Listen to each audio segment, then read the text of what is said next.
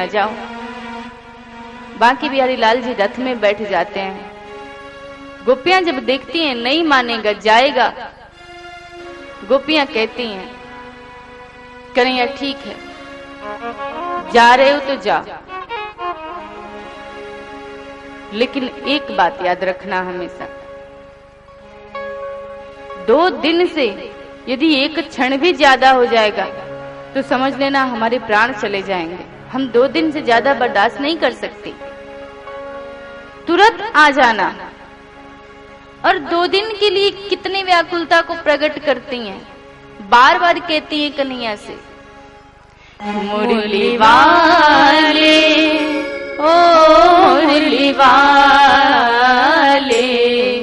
मुरली वाले ओ मुरली वाले,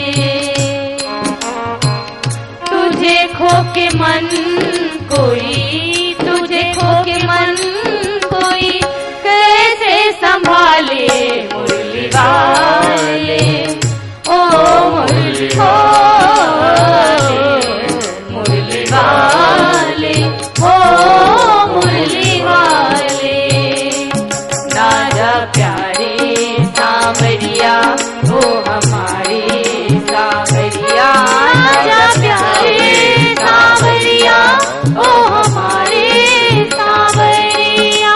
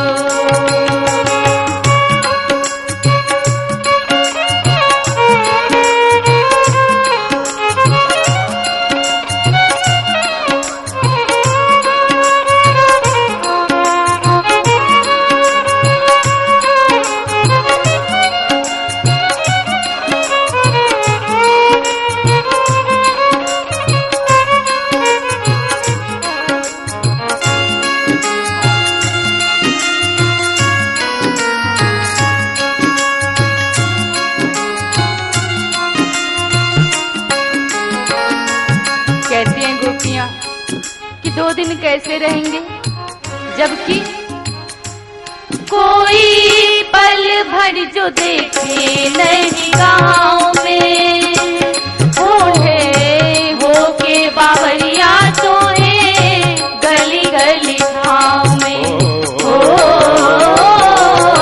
कोई पल भर जो देखे नहीं गाँव में, बूढ़े हो के बावरिया सोए गली गली गाँव में, तुझे खो के मन कोई, तुझे खो के मन कोई कैसे संभाले, मुरली वाले ओ मुरली वाले, मुरली वाले ओ मुरली वाले।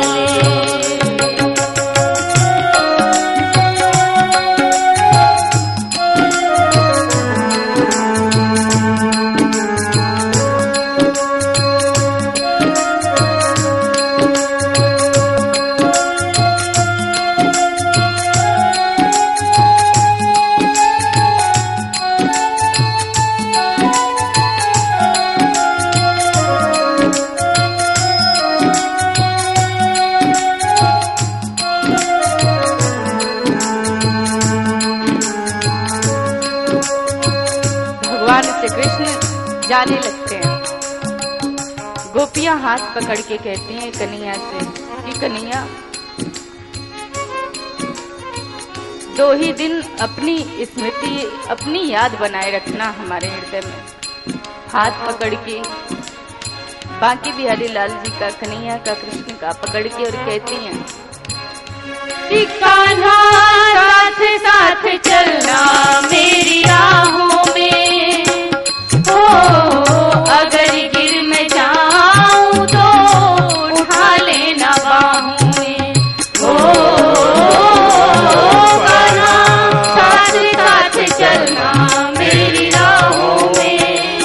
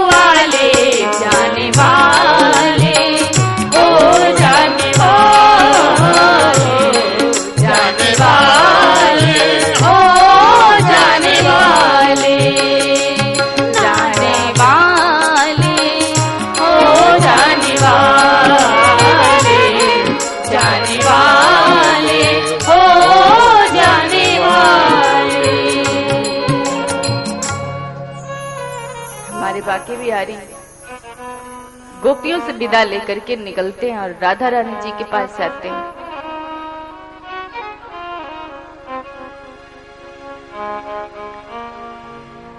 भगवान श्री कृष्ण के मन में ये बात रहती है कि गोपियों को समझाने में इतना समय लगा, मैं राधा को किस प्रकार समझाऊंगा, राधा तो मुझे जाने ही नहीं देगी। लेकिन जब राधा के पास पहुंचते हैं तो राधा के नेत्रों में आंसू था। राधा तो शक्ति है, राधा तो सब जानती है। राधा ने कृष्ण से कहा, कृष्ण तुम चिंता मत करो, मैं तुम्हें रोकूंगी नहीं और मैं ये भी पूछने वाली नहीं कि तुम कब लौटोगे। कृष्ण ने कहा, तुम ऐसे रोगी तो हम अपने कार्य को कैसे पूर्ण करेंगे। और कृष्ण बांसुरी बजाते थे राधा के लिए, मोरपंख लगाते थे राधा के लिए, मोरपंख उतारा और बांसुरी निकाली, राधा के हाथों में दिया। प्रभु ने कहा, अब इसकी मुझे जरूरत नहीं है, अब इसको तू अपने पास रख ले। कृष्ण कहने लगे, तू रोएगी तो नहीं ना मेरे जाने के बाद। राधा जी ने कहा, अगर ऐसा कहते हो कृष्ण तो ठीक है, जब तक दोबारा तुम्हारे दर्शन नहीं होंगे मैं अपने पलकों को ही नहीं झपकाऊंगी, क्योंकि जैसे पलकों को झपकाऊंगी तो आंसू तो गिरेंगे।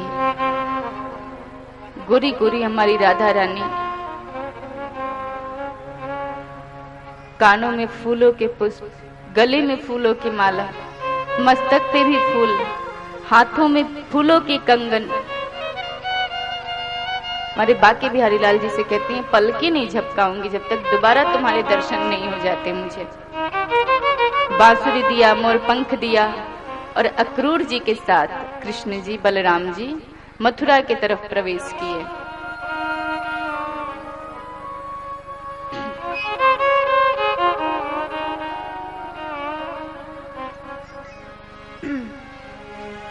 अक्रूर जी के मन में ये शंका थी कि कंस तो बड़ा बलशाली है और ये कृष्ण इतना कोमल है।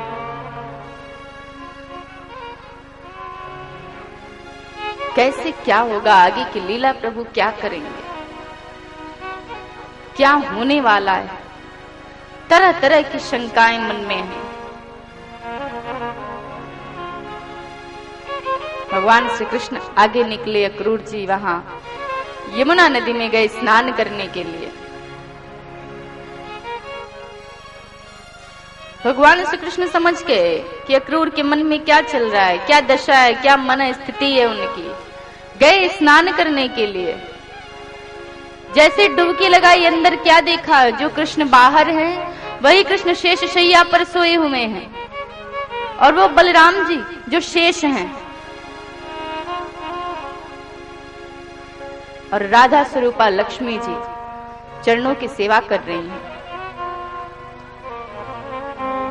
पुनः बाहर निकलते हैं, देखते हैं तो वही कृष्ण रथ पे बैठे मुस्कुरा रहे हैं। पुनः जब डुबकी लगाते हैं तो उसी दृश्य को देखते हैं कि प्रभु शेष सैया पर सोए हुए हैं और चरणों की सेवा हो रही है, वो भी नींद में सोए हुए। बाहर निकलते हैं तो पुनः देखते हैं वही प्रभु बैठ के रथ पे मुस्कुरा रहे होते हैं। अक्रूर जी को समझ में आ जाता है कि प्रभु क्या कहना चाहते हैं।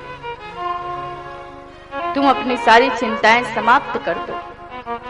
आते हैं और निकल करके हाथ जोड़ के भगवान श्री कृष्ण की स्तुति करते हैं कि कृष्ण मेरा सारा भ्रम दूर हो गया, मैं समझ गया आपने उस लीला का दर्शन मुझे क्यों कराया, क्यों उस स्वरूप को झांकी मुझे दिखाई। मेरे मन में जो भी दुविधा थी वो दुविधा मेरी नष्ट हो गई।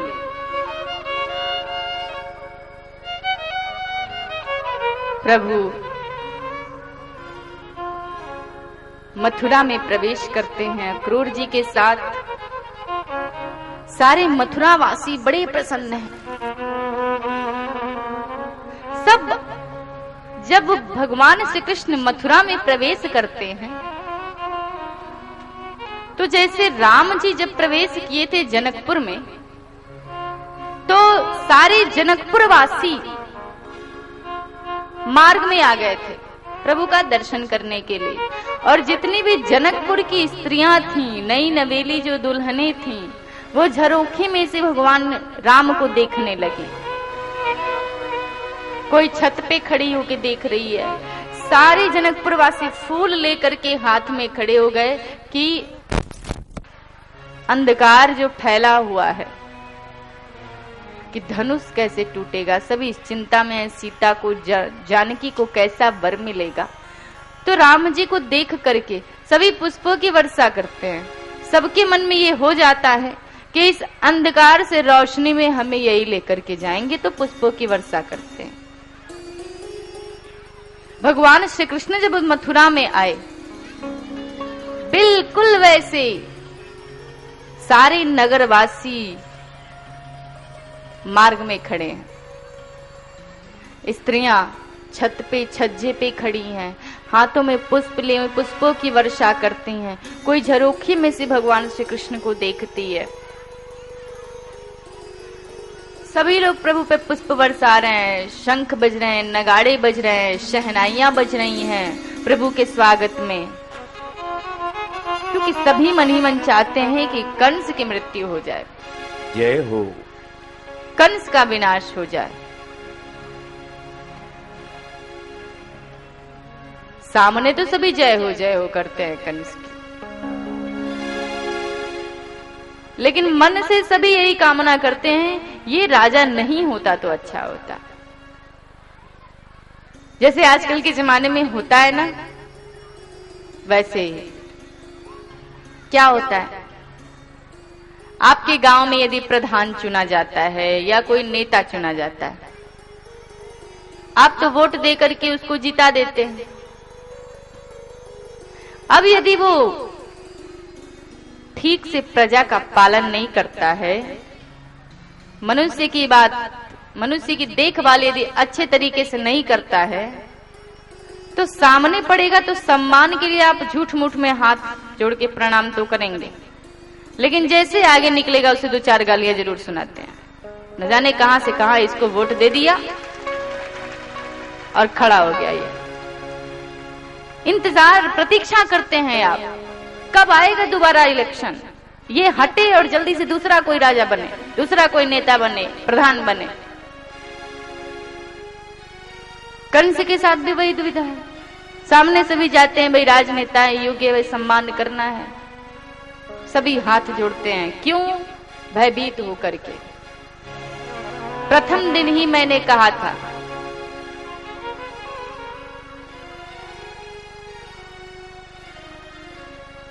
आशा बहुत बुरी चीज होती है। आशा ही जीवन मरण निराशा, और आशा ही जगत की विचित्र परिभाषा है। आशा बस कोटि अपमान सह कर भी नर, बोलता भी हंस के सुधामयी भाषा है। आशा बस कोटि यज्ञ जप तप करत है नर, आशा ही जगत की विचित्र परिभाषा है। और आशावंत जेते नर जग के तमाशा बने, तजी जिन आशा तिने जग ही तमाशा है। कहा आशा कितनी बुरी चीज होती है। सामने वाले से आशा लगी हुई है, ये मेरा ये काम करवाने वाला है, तो हाथ जोड़ के उसकी जय हो करते हैं, भले उसके जाने के बाद उसको 1000 गालियां सुनाते हैं, लेकिन सामने उसके जय हो कर ही देते हैं। तो कंस ने भी इतना अत्याचार फैला रखा है कि मथुरावासी सभी सामने जय हो करते हैं। हाँ, जो है सो आप ही, आप सर्वोपरि हैं, सर्वज्ञानी हैं, सर्वगुण संपन्न हैं। लेकिन जैसे दरबार से बाहर निकलते हैं, विचार करने लगते हैं कब वो दिन आएगा जब इस राज्य गद्दी पे हमें दूसरा कोई दिखाई देगा, जो इस राज्य का उत्तराधिकारी है वो दिखाई देगा। कंस अपने पिता को हटा दिया है, उग्रसेन जी को राज्य गद्दी से अपने बैठा हुआ है।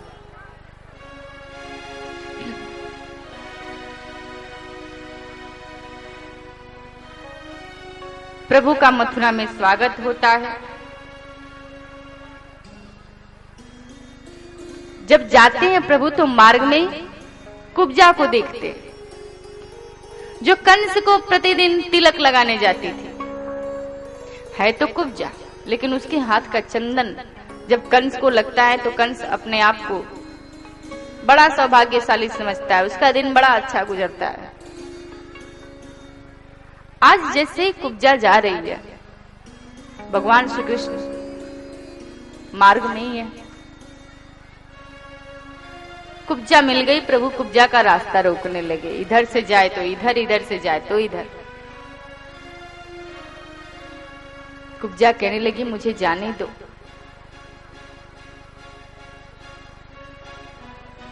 प्रभु ने कहा नहीं सुंदरी, ऐसे कैसे जाने दूं, हमें भी चंदन दे दो। कुब्जा के नेत्रों में आंसू आ गए।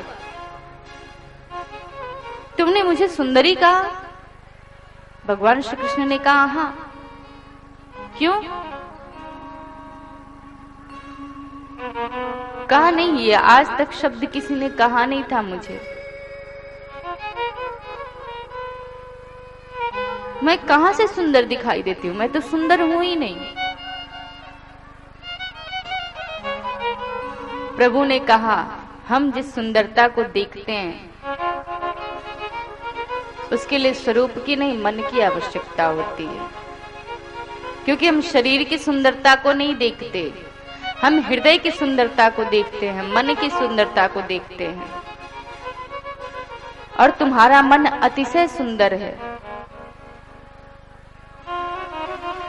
क्यों सुंदर है कुब्जा का मन? अतिशय सुंदर क्योंकि कुब्जा जब कंस को भी चंदन लगाती है,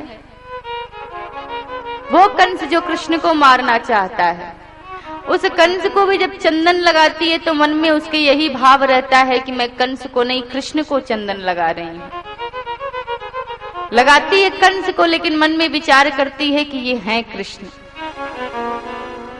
जैसे गोपियों ने भगवान को पाया वैसे ही कुब्जा करती है। कुब्जा से यदि कोई पूछ दे कि तुम नित्य निरंतर कंस को चंदन देती हो, तो कुब्जा यही कहेगी मैं तो नित्य निरंतर कृष्ण को चंदन देती हूँ, क्योंकि कंस में भी वो कृष्ण का दर्शन करती है। और जो प्रत्येक जीव में परमात्मा का दर्शन करे वही भगवान का सच्चा भक्त होता है। नामदेव जी का प्रसंग आता है। परम पूज्य डोंगरे जी की भागवत रहस्य में सुन के आश्चर्य सा लगता है, ऐसा भी कहीं हो सकता है क्या? ये तो असंभव सी बात है।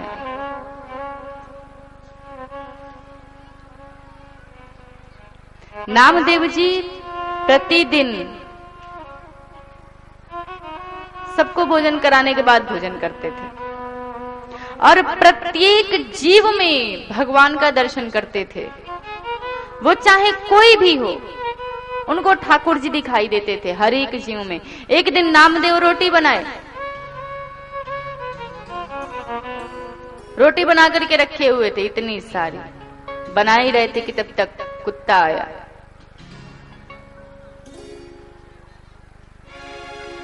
कुत्ता आया और वो सारा का सारा रोटी अपने मुंह में लेकर के भागने लगा। यदि नामदेव जी की जगह कोई दूसरा रहे तो उसे 2-4 डंडे देगा, कहेगा कि इतनी मेहनत करके तभी से बना रहा हूं, अरे 1-2 ले जाता, सारा का सारा जूठा कर दिया। कोई यदि थोड़े से अच्छे विचार का है तो उसे 2-4 गालियां देकर के छोड़ देगा। उससे भी अच्छे विचार का है, कहेगा चलो मेरे नसीब में नहीं था, लेकर के गया, दूसरी बार बनाएगा। वो तो कदापि नहीं करेगा जो नामदेव जी ने किया। बहुत जो उच्च विचार का होगा वो ये कहेगा चलो ये भी भगवान का ही स्वरूप है, ले गया तो क्या हुआ। लेकिन नामदेव जी क्या करते हैं, जैसे कुत्ता मुंह में रोटी दबा के भागने लगा, नामदेव जी उठाए घी का कटोरा और पीछे पीछे दौड़ने लगे। अरे ठाकुर घी तो लगी ही नहीं, सूखी रोटी कैसे पाओगे, अच्छा नहीं लगेगा, घी लगा लेने दो। कुत्ते में भी ठाकुर जी का दर्शन किए। ये नामदेव जी कोई साधारण नामदेव जी नहीं है।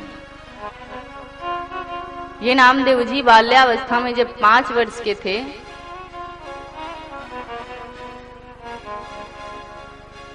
इनके पिताजी बाहर जा रहे थे 2 दिन के लिए।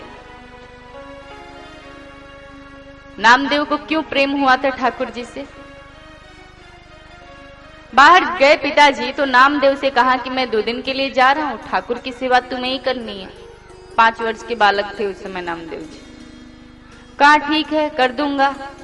कहा देखो प्रातः काल जब उठना तो पहले फूल चुन करके लेके आना, फिर नित्य क्रिया कर्म के बाद स्नान ध्यान के बाद ठाकुर जी के पास जाना, उनको गंगा जल से स्नान कराना, उनको अच्छे अच्छे वस्त्र पहनाना, तुलसी पत्र चढ़ाना, धूप दीप जलाना, आरती करना, श्रृंगार करना।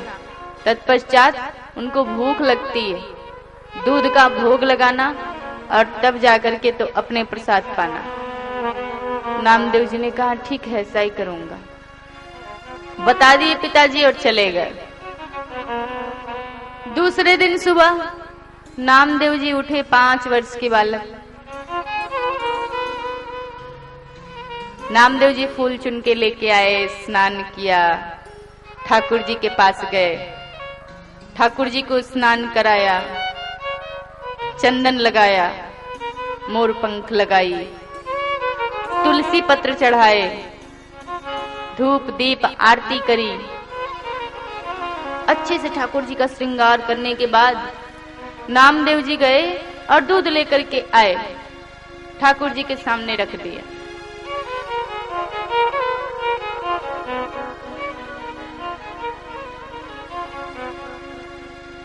सामने जब रख दिया ठाकुर जी से कहने लगे ठाकुर दूध रख दिया है आकर के पी लो। क्योंकि पिताजी ने बस यही बताया था कि भोग लगा देना। आगे पिताजी को लगा कि भाई बालक है भोग लगा के पी लेगा, लेकिन नामदेव जी को ये नहीं मालूम था कि ठाकुर जी जब भोग लगाते हैं तो सिर्फ वो मन से स्मरण किया जाता है कि हाँ ठाकुर जी आए प्रसाद पा